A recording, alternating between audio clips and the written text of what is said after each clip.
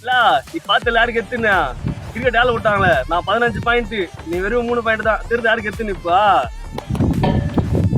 ஏய் நிவாசா நான் கூட பரவாயில்ல 3 பாயிண்ட்டுக்கு போனேன்.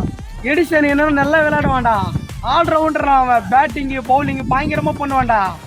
அவனே 1 பாயிண்ட்டுக்கு தானே போனான். நானே பரவாயில்ல 3 பாயிண்ட்ரா. நானா கூட பரவாயில்லடா. அவரு 20 வருஷம் சீனியர். அவரை யாருமே ஏலத்துல எடுக்கல. என்ன 1 பாயிண்ட்டுக்கான ஏலம் எடுத்தாங்கடா. என்ன எடுக்கிறதுக்கு கூட ஆள் இருந்தது. அவர் எடுக்கிறதுக்கு ஆளே கிடையாது. ஏய் தம்பி ரொம்ப கலாய்க்கிறீங்கடா. ஏய் ஏன்டா உங்களை பாயிண்ட் கொடுத்து எடுத்தாங்கன்னாக்கா இருக்கட்டுமாடா. எடுக்காதவங்களை ஏன்டா கலாய்க்கிறீங்க? ஐயா ஒத்துக்கிறியா 20 வருஷம் சீனியர் தாயா. ஆனா எவனும் எடுக்கல. நான் என்ன பண்ண முடியும்? நான் காடு மாட்டில் போய் சொல்றேன் எடுக்கலான்னு விட்டுறேன். இப்போ ஒன்று சொல்றேன் கேட்டுக்கடா. அதிகமாக பாயிண்ட் கொடுத்து எடுத்தவன் யாருவன்? அவன் சிம்சோன் தானே.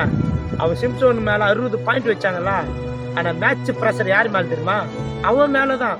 ஐயோ நம்மளை எவ்வளோ காசு கொடுத்து எடுத்தாங்களே, நம்ம எப்படின்னா ஆடணும் எப்படின்னா பிடிக்கணும் அப்படின்னு அவன் மேலே தான் ப்ரெஷர் இருக்கும். ஆனால் எனக்கு எந்த ப்ரெஷர் இல்லை. ஏன்னா ஒய்யால எவனுமே என்னை காசு கொடுத்து எடுக்கல.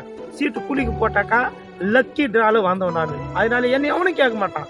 நான் ஆடுனாலும் கேட்க மாட்டான், ஆடலனாலும் கேட்க மாட்டான். ஆனால் ஒன்று கரெக்டாக கேமை மட்டும் ஆனராக ஹானஸ்டாக உண்மையாக விளையாடுவேன். என் குட் பர்ஃபார்மன்ஸ் கொடுப்பேன்.